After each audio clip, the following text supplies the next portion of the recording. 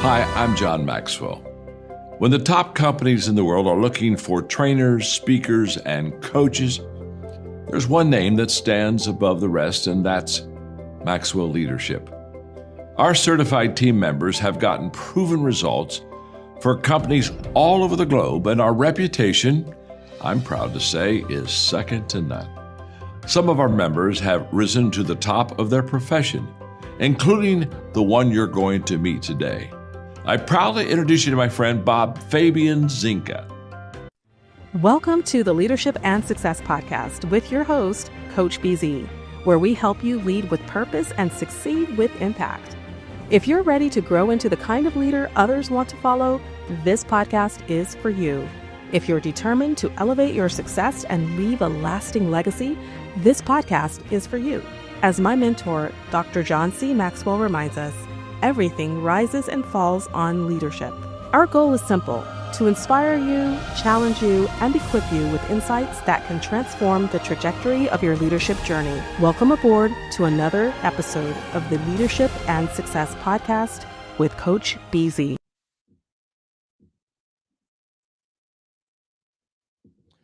Hey everyone, welcome to this special edition of the Leadership and Success Podcast. So this is season 250, not our regular season 5. That's because this is about America 250, Black History Year. We're going to try almost every day to have a podcast and an article about Black history. Today's topic for Black history is extremely personal to me. I'm reminded to first do our moment of gratitude, which is our custom here. We like to spend just a moment every single time that we meet just to be grateful, because it's impossible to be suicidal and be grateful at the very same time. So if you would maybe close your eyes, put yourself in your happy place, and think about one thing you are grateful for right in this very moment. Today, I think I'm really grateful for faith, hope, and love. When I think about Black history, what people of African descent have had to go through, not just in this country, not just in the US, but really all around the world, even in their own continent in Africa, all of the challenges they've had to face. I think it really takes faith, it takes hope, and it takes love to get through all of it. And I am really, really grateful for that. And us always trying to really get better, not bitter. Because in many ways, descendant of African could really say, okay, now we need our revenge. We're going to do to you what you guys did to us. But no, we never do that. We always think about, okay, let's build a more perfect union. Let's make it better, not just for us, but for everyone. Let's not exclude anyone. Like when this country was initially set up, they excluded even white women, not included. Poor white men, not included. Black people, definitely not included. We always try to include every single one, and I think that is just beautiful, and that is a legacy we can definitely stand on. So I am grateful today for hope, for faith, and for love. So let me know in the comment where you are watching us from, what city, what state, and if outside of the US, which country. Like I say, it's not just a African American thing, and this Black history is really global. It's the Pan-Africanism, whether you are in the US, in the island, in Haiti, in the Dominican Republic, in South America, in Europe, if you are a African English or French, or even in Africa itself, our continent of origin, it is really global. So where are you watching us from? And also what you are grateful for today. And when you listen to the podcast, let us know 3 to 5 ideas, takeaway from today's podcast, if you would type it in the comment. I want to say hello to Daniel Young from Maitland, Florida. So glad to see you, Daniel. So today's podcast is going to be a little bit personal. It took me a while to write. I was so emotional because we're going to be talking about the leadership lesson from America's very first documented family of African descent, a journey to my kin, Anthony, Isabella, and William Tucker. This is quite amazing. It was, I think, a week and a half ago, I found out the name of the very first African American born in the United States, in the American colonies in Virginia. So most people may know, right? 1619 is when the very first African slave came into the US, Port Comfort. What an irony, the name of a port in Virginia. And Captain William Tucker was in charge, and Captain William Tucker actually became the enslaver of this first couple. We don't know what their African name were. I know for sure they had African name from the Ndolo kingdom, the Congo kingdom, which today's would encompass Angola, the Republic of the Congo, Zaire, or Democratic Republic of the Congo. That's where my direct ancestors came from. So these are my kin ancestors. And here is a picture of what they may have looked like: Anthony, Isabella, and William.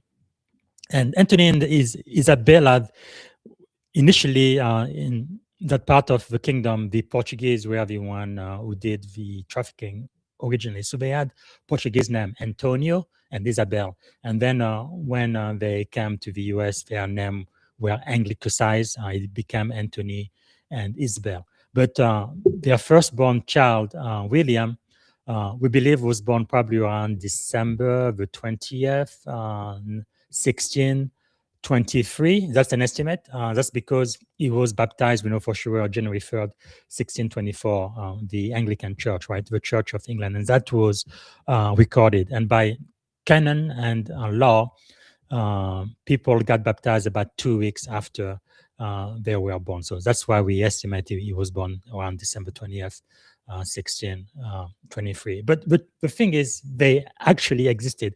There is the census in Virginia from 1624, 1625 that lists Anthony Nigo, Isabel Nigo, meaning that they were black, and then their son William, baby William. And out of that, there is actually, again, I didn't know, it took a family cemetery in Hampton, Virginia, William Tucker 1624 Society. And these are the direct descendant of William Tucker. So I am actually related to all of them, and I can't wait to go out there and really be reconnected with my kins. And again, the kingdom we come from, the Doro kingdom, the Congo kingdom in Central Africa, Angola, the Republic of the Congo, where I was born, Zaire, the Democratic Republic of the Congo, which ended up being colonized by Portuguese for Angola, France, the Congo where I was born, and then Belgium, the Congo that became Zaire, which is now the Democratic Republic of the Congo. But anyway, it's really an amazing story how they came from Africa, the very first slaves in America, 1619 on August 20th. And then they landed Port Comfort, Jamestown, Virginia, American colony. It is just so amazing. Me as an immigrant coming to the US January 1996 and kind of being reconnected with my kin, ancestor, my history that was lost, which is another thing. Right now, there is a lot of push into erasing Black history, but you really cannot do that, right? It is written. It is in medical records, census, military record, Navy record, like the Virginia census. The history is there. There is absolutely no way you can erase it. It's just impossible to erase. We cannot be erased from history. So I am so grateful for that, because you can remove an exhibit, you can shut down a museum, you can ban a book, but no, the history will never be erased. Can you imagine 400 years after my kin ancestor was born, baby William Tucker, me one of his kin descendant, 400 years later, moving from Africa, where the Congo Vendoro kingdom used to be, coming to America and being reconnected to that history. Like I know many people, they kind of like to brag, oh, my ancestor came on the Mayflower. Well, guess what? The African slave came here before that. They came here in August 1619. I think the Mayflower was like in November. So this American history even preceded the people from the Mayflower. Isn't that amazing? How much our history is tied together. African history, Black history, African American history is part of American history. It cannot be erased. So anyway, I am going to play the podcast is about 30 minutes long or so. So as you are listening, take notes and also write down 3 to 5 takeaway from today's podcast. So I will be back right after that. So, picture this. It is 1624. You have two parents living in the early Virginia colony, and they're standing in a parish church naming their newborn son. Right. And they name him William Tucker, which, you know, on the surface, it sounds like a perfectly ordinary, perfectly fine colonial name. Totally normal for the time. Right. Until you realize exactly who these parents were, because the colonial ledgers only record them as an African man and woman named Anthony and Isabella. Yeah. And the man who actively enslaved them, the man who claimed them as property, his name was Captain William Tucker. That is just, I mean, it's a staggering detail to uncover. It really is. And for a long time, if you just looked at that historical record on its face, it seemed like, I guess, an absolute surrender, like a complete capitulation to this inherently brutal colonial system. Right, because why else would you name your child after your captor? Exactly. But historians are now looking much more closely at the specific context of 17th century Virginia, and they're realizing this was likely the exact opposite of a surrender. It was actually this masterful, just desperate strategy of survival. It really forces you to completely rethink the entire narrative of early America, honestly. Because, well, when you look at this 1624 and 1625 Virginia muster, which is essentially this massive, incredibly detailed census that the British Crown ordered. Right, it's mostly just a giant inventory list. Exactly. It is entirely clinical. You read through page after fragile page of just sheer bureaucratic bookkeeping. They're counting, barrels of corn, pounds of salted fish, matchlock muskets, armor, livestock. Just totally dehumanizing administrative data. Yeah. But then, on one of those pages, you hit this single isolated line. It literally just reads, quote, Anthony Negro, Isabel Negro, and William their child baptized. Wow. And that one line, that tiny fragment, it documents what many scholars consider to be the earliest recorded family of African descent living together in English North America. And that one line is the anchor for our entire deep dive today, because we are exploring the origins of American identity, and we're doing it through this extensively researched, really powerful article by U.S. Navy Information Warfare Commander Bob Fabian Zinga. Who goes by BZ. Right, BZ. He wrote this piece looking ahead to America's 250th birthday, and he uses Anthony, Isabella, and baby William as the central focal point. But he doesn't just stick to the Virginia muster. No, he goes way beyond that. Yeah, he pulls in 3 major historical works to reconstruct the entire world this family actually navigated. And what struck me immediately about his approach is the methodology he establishes right up front. It's so crucial for anyone looking into history. It really is. He insists that if we're going to dive into this, we have to separate documented historical fact from reasonable historical inference. And then we have to separate both of those from, like, family tradition or mythology. Which is really the only way to read history without projecting all of our own modern biases right onto it. I mean, Virginia muster gives us the documented fact, right? Yeah. These 3 specific individuals existed. They were physically in Captain Tucker's household in Elizabeth City, and the child was in fact baptized. But the ledger does not give us their internal lives. No, it tells us absolutely nothing about what they were feeling or thinking. Exactly. It doesn't tell us why they made their choices. So to understand the actual mechanisms of their survival, we have to rely on historical inference. Meaning we have to look at the surrounding laws, the local economy, the geopolitical landscape they were violently taken from. Precisely. Because the gaps in the archive are just massive. But by using that rigorous context, we can actually map the negative space of their lives. Which means, to truly understand them, we can't start this story in Jamestown. No, absolutely not. Because if you begin the story of Anthony and Isabella on the shores of Virginia, you are starting their narrative right in the middle of a kidnapping. Yeah, you're missing the entire foundation of who they were. You completely strip them of the world that actually formed their minds and their strategies. And Commander Zinga points this out by drawing really heavily on historian Linda M. Haywood's biography. It's called Njinga of Angola, Africa's Warrior Queen. That book is incredible. It's so good. Haywood uses Portuguese, Dutch, and Vatican archives to reconstruct the Kingdom of Ndongo, which covered parts of modern-day Angola and the Congos. And the society she describes in the late 16th and early 17th centuries completely dismantles those old, simplistic narratives about pre-colonial Africa. Oh, completely. We are talking about a highly centralized, incredibly complex political and military state. Ndongo wasn't just some loose collection of isolated villages. Right, which is the stereotype a lot of people were taught. Exactly. It had a rigid political hierarchy, this highly advanced diplomatic corps, and a formidable military infrastructure. They were actively engaged in global geopolitics. Because the Portuguese had established a colony at Luanda right next door, right? Right, and they were aggressively trying to expand their slave trade and their territorial control inland. But Ndongo wasn't just rolling over. They were fiercely resisting this encroachment, not just through warfare, but through highly calculated diplomacy. And the absolute master of that calculated diplomacy was Queen Njinga Mbande. She lived from roughly 1583 to 1663. And when you read Haywood's account of how she operated, I mean, she is playing three-dimensional geopolitical chess. He really was a visionary leader. Yeah. Like at one point, to counter the Portuguese military advantage, she actively forged alliances with the Dutch. She recognized the European rivalries and just exploited them. She pitted the Dutch right against the Portuguese to secure her own kingdom's borders. It's wild. She even strategically converted to Catholicism, taking the name Dona Ana de Sousa. And it wasn't necessarily out of some sudden religious awakening. It was this brilliant diplomatic mechanism to open direct lines of communication with the Vatican. Which allowed her to completely bypass the local Portuguese governors who were trying to control her. Exactly.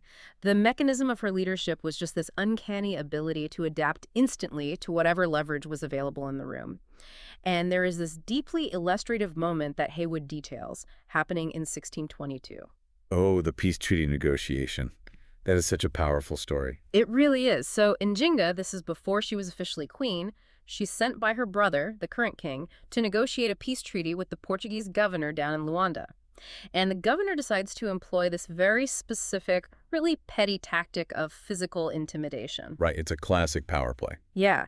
So when Njinga enters the negotiation room, the governor is seated in this large, elevated chair. But he has deliberately provided no chair for her at all. He just laid out a floor mat. And in 17th century diplomatic protocol, whether you're in Europe or Africa, seating arrangements are not about comfort. No, not at all. They are entirely about geopolitical hierarchy. If she sits on that floor mat, she is physically looking up at him. She would be legally conceding that Ndongo is a subordinate, vassal state to Portugal. She'd be negotiating from a position of acknowledged weakness before a single word is even spoken. Exactly. The governor is actively trying to use the physical environment to dictate the political reality of the treaty. But Njinga recognizes the trap instantly. And she doesn't argue about the lack of a chair. She doesn't storm out. She simply gives this glance to one of her attendants.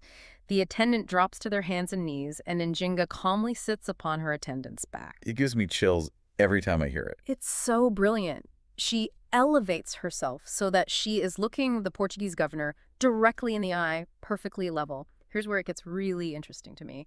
It's like walking into a high-stakes, incredibly hostile corporate merger where the other side deliberately removes your chair to establish dominance, and you instantly just create your own throne to level the playing field without even blinking. That is a perfect analogy. The governor attempted to force this rigid, degrading protocol on her, and she bypassed it entirely. She neutralized his leverage without ever breaking the outward decorum of the meeting. And if we connect this to the bigger picture, this is why beginning with Ndongo is so vital for understanding Anthony and Isabella. Absolutely, because Anthony and Isabella were born into this specific civilization. They were shaped by a culture that deeply understood the nuances of power, a culture that produced these displays of unyielding dignity in the face of colonial aggression. They weren't blank slates. Not at all. They possessed the cultural DNA of a society that knew exactly how to negotiate with European powers, how to read a room, and how to assert agency when the odds were completely stacked against them. That was the intellectual and political toolkit they possessed before they were captured, before they were forced onto the Portuguese slave ship São João Bautista and subjected to the unimaginable horrors of the Middle Passage. And their actual arrival in Virginia in 1619, that was its own chaotic geopolitical accident, honestly. Right, because they weren't even supposed to end up in Virginia. No. The São João Bautista was originally headed for Veracruz, Mexico. But it was intercepted in the Gulf of Mexico by two English privateer ships, the White Lion and the Treasure. Basically English pirates. Pretty much, yeah. Huh. These privateers essentially robbed the Portuguese ship of its cargo, which unfortunately included Anthony and Isabella, and they brought them to Point Comfort in Virginia just to trade them for food and supplies. So they are suddenly thrown into this struggling, frankly miserable English colony, completely severed from their extended family networks and their homeland. And immediately upon arrival, they are systematically stripped of their most fundamental marker of identity, their names. Yeah. Commander Zinga focuses heavily on this administrative erasure. Because the colonial ledgers, they only record them as Anthony and Isabella. Which were probably anglicized approximations or just entirely new labels assigned by whoever bought them. Exactly. And to understand the gravity of what that means, you have to look at the linguistic and cultural mechanisms of naming in West Central African societies. Right, because it's not just a social tag like it is for a lot of people today. Far from it. In many of those traditions, naming is an ontological act. A name literally confers existence. It confers purpose and ancestral connection. It dictates a person's responsibilities to their entire community. So when the colonial system erases a person's true name and just slaps an inventory label on them, it is engaging in deliberate psychological warfare. Yes, it is a direct attempt to sever the individual from their history, because a population with no memory of its past is vastly easier to subjugate and control. And Commander Zinga brings us into such a sharp personal focus in his article because, he wasn't just researching this in some abstract, dry academic sense. He was actually born in the Republic of the Congo. Right, he has a direct tie to this geography. Yeah. His father was a tribal prince whose lineage connects directly to the historical kingdom of Nongo.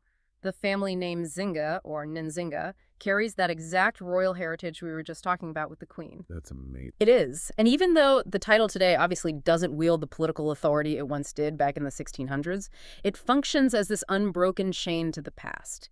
He knows exactly who his ancestors were.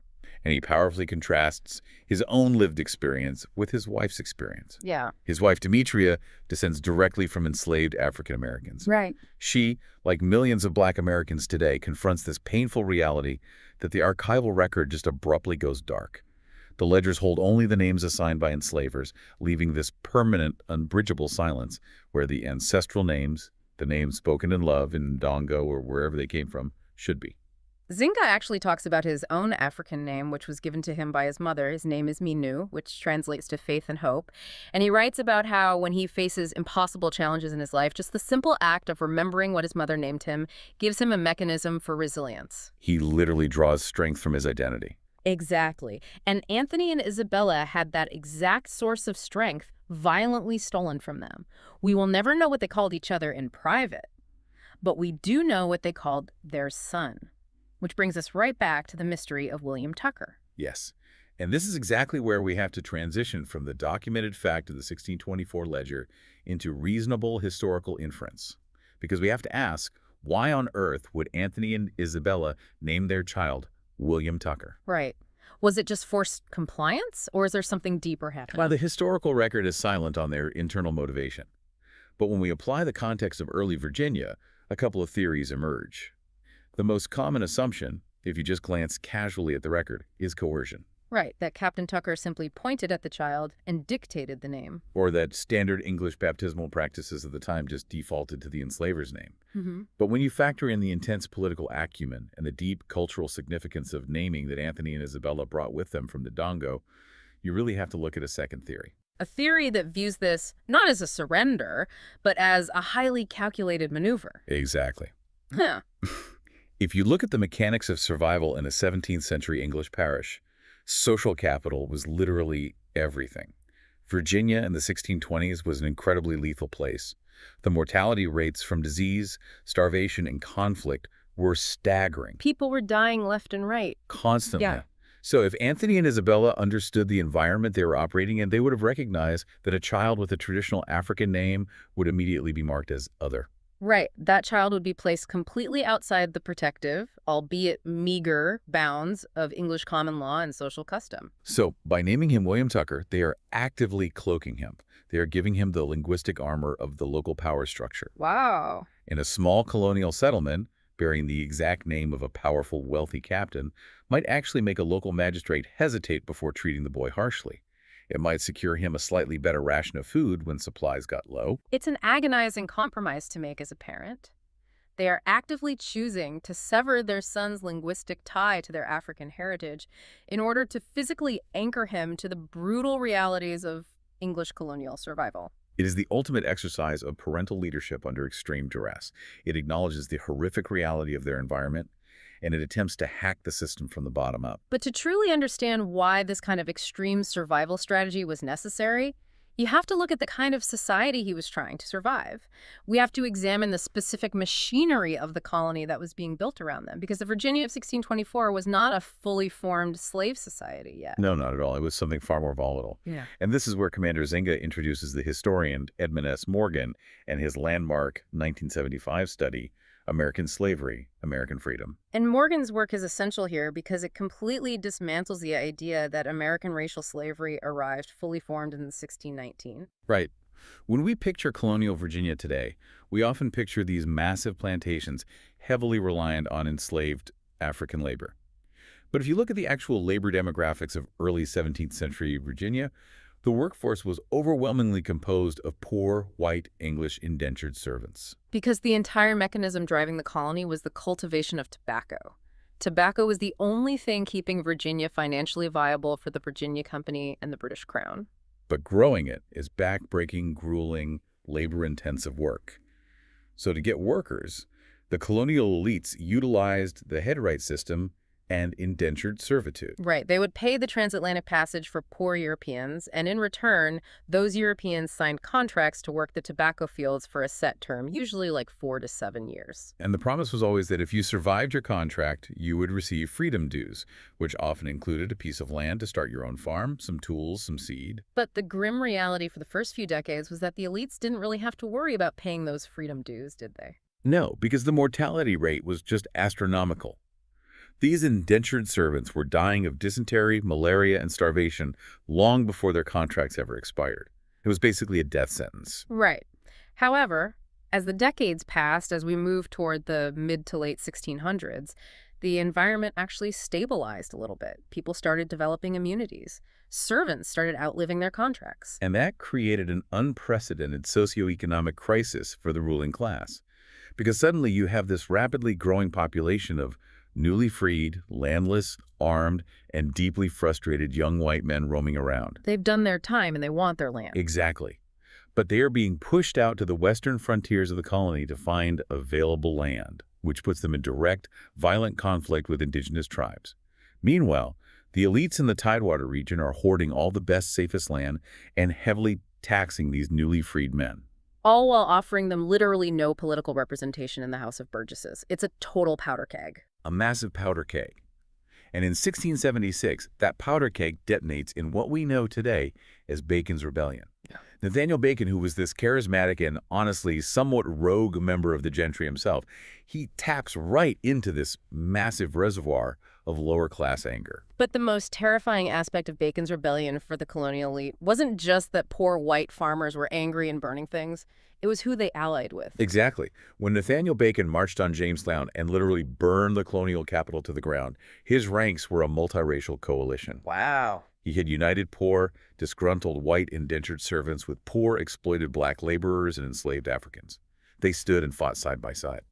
So for the wealthy planters who are standing there watching their capital burn, the sight of an armed, multiracial underclass acting in total unison was their absolute worst nightmare realized. They realized in that moment that if the working class figured out their shared economic plight outweighed their racial or cultural differences, the elite oligarchy would be overthrown permanently. It's as if the leaders of the colony were on a sinking ship taking on water from these class rebellions.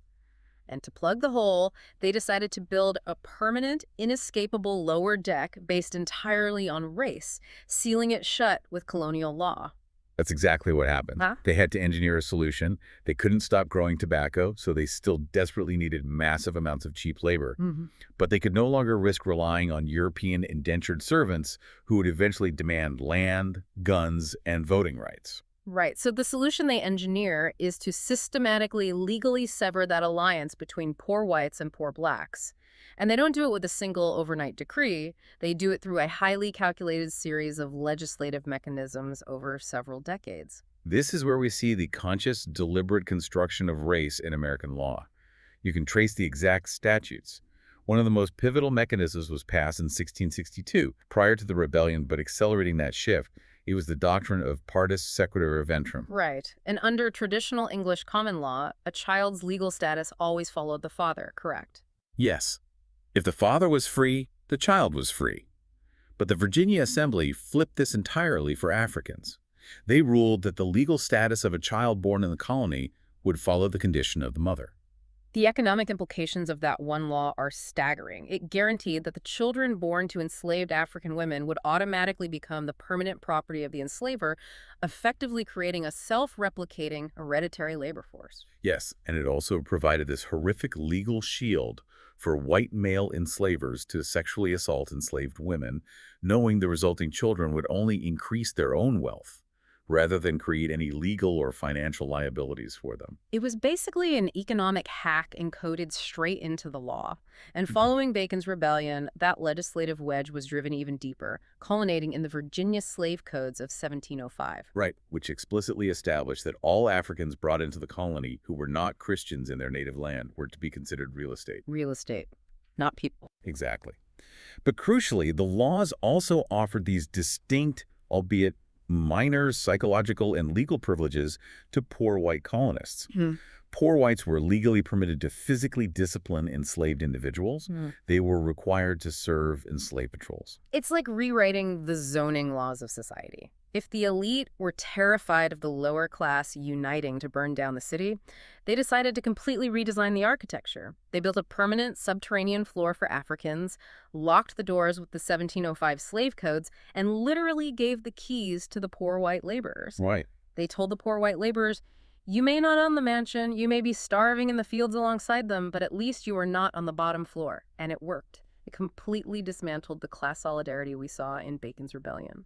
And this raises an incredibly important question about the nature of American democracy, which is exactly what Edmund Morgan defines as the American paradox. The paradox is that the rise of liberty, democratic representation, and economic mobility for white Americans was inextricably linked to the systematic degradation and enslavement of black Americans. Wow. By creating a permanent racial underclass, the Virginian elite completely removed the threat of a massive rebellious white underclass. The freedom and equality espoused by the Founding Fathers were practically subsidized by the fact that they had solved their labor and class conflict problems through hereditary racial slavery. Which means race, as a system of social hierarchy, wasn't some natural biological reality that the colonists simply observed. It was a tool they actively invented. They engineered racism to solve a specific economic and political crisis in the 17th century. Yes. And the tragedy is that once you encode that kind of algorithm into the foundation of a society, it just runs automatically for centuries. You can't build your primary economic engine on a profound moral failing and expect the social fabric to remain untorn. Prosperity without justice carries a massive hidden cost. And that realization that the legal and economic architecture constructed in colonial Virginia formed the very bedrock of the United States brings us directly to the modern debates over how this history should be taught and internalized today. Right. Which Commander Zinga addresses head-on by engaging with the 1619 Project, a new origin story edited by Nicole Hannah-Jones. And I want to get into this because the 1619 Project posits a very specific, very ambitious premise. It does. It argues that we should reframe our understanding of American history by placing the year 1619, the arrival of the first captive Africans in Virginia, at the very center of our national narrative. The contributors to the project argue that the mechanisms of slavery didn't just affect the South. They shaped the development of American capitalism, the disparities in our modern healthcare system, the structures of our justice system, and the evolution of American music and culture. But the most central theme of the 1619 Project, and the one that connects most deeply with the story of Anthony, Isabella, and Queen Njinga that we've been talking about, is the concept of black agency. Yes, that is so key. The project forcefully argues against the traditional textbook narrative that so often portrays black Americans primarily as passive victims just waiting around for emancipation. Instead, it frames them as the truest builders of American democracy. The thesis being that through centuries of resistance, legal challenges, and civil rights struggles, Black Americans consistently forced the United States to actually live up to the magnificent, egalitarian ideals drafted in the Declaration of Independence and the Constitution. They were the ones constantly holding the founding documents up to the light and demanding that the words apply to everyone. But I want to pause here for a second because we know the 1619 Project has faced vigorous, intense debate from prominent historians about its chronology and some of its claims. And if you are listening to this right now and you see Pulitzer Prize-winning authors and esteemed university professors clashing over these historical interpretations, what are you supposed to do with it? It's confusing for a lot of people. It is. The instinct for many people is to view it as a political proxy war, pick whichever side aligns with their current worldview, and completely ignore the other. Right, and that is exactly what Commander Zinga advises against doing. He uses this public pushback to advocate for true intellectual curiosity. His argument is that when historical experts disagree, your responsibility as an informed citizen isn't to just retreat into an ideological echo chamber. No. Your responsibility is to read the arguments themselves. He explicitly advocates reading the 1619 Project alongside the primary sources, like the Virginia Muster, and works by historians who critique it or offer different lenses. Read Edmund Morgan, read Annette Gordon Reed, read John Hope Franklin. Because engaging with contested history isn't about picking a team. It's about recognizing that patriotism and historical honesty can actually coexist. Exactly. A great nation grows stronger through rigorous, honest self-examination. And Commander Zinga doesn't just leave this as some abstract academic exercise. He takes all of these massive historical threads, the diplomacy of Ndongo, the ledger entries of Jamestown, the legal codes of Virginia, the modern debates over 1619, and he distills them into 5 highly practical leadership lessons. Which I love because it takes all this heavy history and gives you a way to apply it. Let's walk through those mechanisms because they are incredibly grounding. The first lesson he extracts is that leadership begins with family. Before nations are built, individual lives are shaped. Right. We are conditioned to think of leadership as generals commanding armies or politicians drafting legislation. But Anthony and Isabella had zero political power. They were legally classified as property. Yet, by successfully holding their family unit together and securing the baptism of their son in an environment actively designed to commodify and destroy them, they exercised the most foundational form of leadership. They preserved the fundamental unit of human society. The second lesson is an extension of that exact survival. Identity can be suppressed, but not destroyed. Yes. The colonial bureaucracy used the Virginia Muster and subsequent ledgers to strip away African names, attempting to just overwrite their humanity with administrative data. But those ledgers could not erase their inherent dignity. The bureaucratic suppression of identity is powerful, but human resilience consistently outlasts the colonial paperwork. And that leads right into the third lesson, which I think is perhaps the most profound of them all. Hope is an act of leadership. That's a powerful phrase. It really is. It is very easy to equate hope with naive optimism. But for Anthony and Isabella, hope was a tactical decision. Every agonizing compromise they made, including strategically naming their son after their enslaver, was an investment in a future they knew they would likely never experience themselves. True leadership is planting a tree knowing you will never live to sit in its shade. They were planting seeds of survival for a generation they couldn't even see. Wow. The fourth lesson pivots back to how we actually handle the archives. History requires humility. When we study the past, we are always working with fragmented data. We have to respect the truth by maintaining that strict boundary between documented fact, reasonable inference, and tradition. Right, because if we arrogantly mold historical fragments to fit a modern agenda, we do a terrible disservice to the people who actually lived it. We must have the humility to let the archives speak, even when their silence is deeply frustrating. And the fifth lesson synthesizes everything together. America's story is a shared story. Black history is not a supplementary chapter or a footnote. It is not an elective. The story of Anthony, Isabella, and William Tucker is woven into the very first threads of the colonial fabric, decades before the United States even existed. You cannot understand the architecture of the house without looking at how the foundation was poured. And that shared story comes full circle in a deeply physical way in Commander Zinga's own life. Right, his arrival story. Yeah. He writes about his arrival in the United States on January 6, 1996. He was a young immigrant stepping off a plane, believing he was initiating a completely new, isolated chapter in his family's history. But as he began this historical research, he realized he wasn't just arriving in a new land. He was retracing a path forged centuries earlier by people from his exact region, perhaps even his extended kin network. But whereas they arrived in the suffocating hold of the San Juan Bautista in bondage, he arrived in the sky in freedom. He came to America and found the ghosts of his ancestors already here, documented in the very foundation of the country. It fundamentally changes how you view your place in the world. And that connection to the past isn't just an abstract feeling. It is anchored in a physical location that you can go and stand in today. The Tucker Family Cemetery in Hampton, Virginia. Right. It is one of the oldest African-American burial grounds in the area. It serves as the final resting place for generations of the Tucker family and others of African descent. And in 2018, the Commonwealth of Virginia formally dedicated it as perpetual open space land. The preservation of that cemetery is the ultimate counter-argument to the Virginia muster. The historical ledgers, the economic systems, and the colonial laws all operated as mechanisms of erasure. They attempted to reduce human beings to property in numbers. But the Tucker Family Cemetery stands as a physical, undeniable testament to the fact that while the system tried to erase them, love preserved them. And centuries later, historical memory has restored them to their rightful place in the narrative. So as the United States approaches its 250th birthday, we really have to ask what the purpose of examining this painful history actually is. Commander Zinga is very intentional about this. The goal is not to assign inherited, paralyzing guilt to people living today who obviously had nothing to do with 17th century laws. Right, the goal is clarity. It is about understanding the systemic mechanisms that build our modern reality so we can make informed choices today. Because without truth, there is no foundation for trust. A society that relies on historical amnesia or comfortable mythology will eventually fracture along the fault lines of its own unacknowledged paradoxes. Truth builds trust, trust produces the capacity for reconciliation, and reconciliation is the prerequisite for continuing the work that Abraham Lincoln described at Gettysburg. Building a more perfect union requires acknowledging everyone who actually built it. It has been a massive journey today.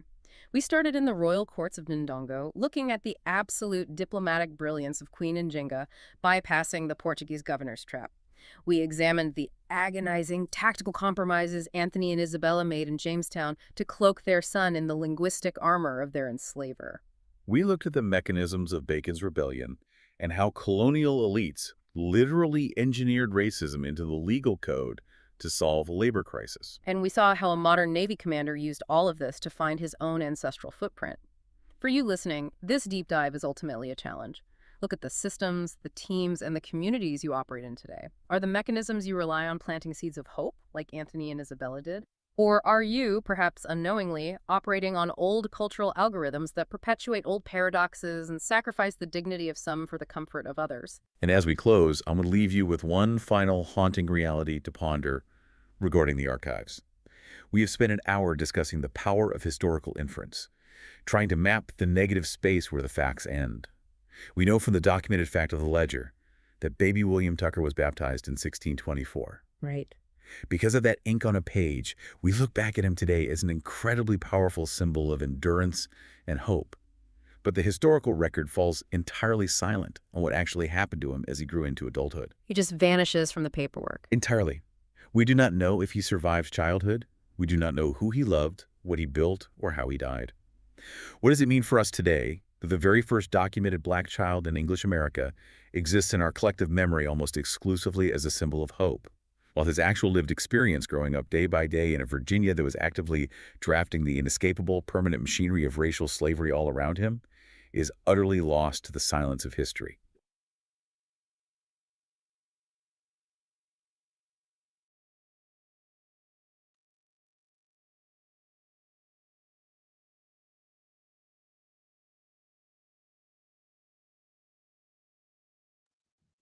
All right, that's the podcast for today. Thank you so much for watching. And last thing I'm going to say is usually I only write one article, right? But in this case, I had to write a second article to focus more on the leadership portion of this. To me, it's a life-changing discovery, knowing exactly who the very first African-American family was in the U.S. back in 1623.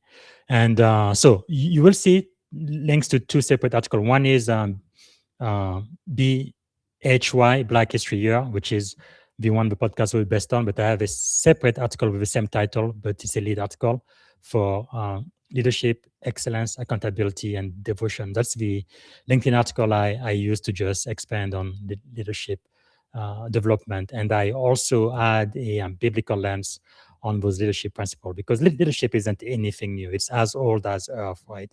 And a lot of the leadership principles that we apply, that we learn today, have been around for as long as the Earth has been around. And you can find them in ancient scriptures like the Bible. So I have that lens. And then I also have one additional bonus leadership lesson, which was not included in the original Black History Year article. So check it out and find out what that lesson is. Or I can give you an hint. The bonus lesson really has to do with resilience, right? Because I think that's really what, to me, define the descendant of African. We are extremely, extremely resilient. We go through the impossible, right? Takes a licking, but keeps on ticking. It is really, really powerful. So check it out. So this is it for now. I don't see any question in the comments. So I'm going to end the show like we've been ending it since Juneteenth, right? Really celebrating freedom, because I was born to be free. So powerful. And everyone in this country should enjoy that freedom. All men created equal, right? Given the inalienable rights by the Creator, which I believe is God, for life, liberty, and the pursuit of happiness. Those are our foundational core value. Equality among all people. That includes women, that includes the gay, that includes the black, that includes everybody. Equal. Life, liberty, and the pursuit of happiness. Freedom, freedom, freedom. Thank you for watching. Bye for now. Oh, freedom. Oh, freedom. Oh, freedom over me. And before I be a slave, I'll be buried in my grave and go home to my Lord and be free. Oh, freedom. Oh, freedom. Freedom. Oh, freedom.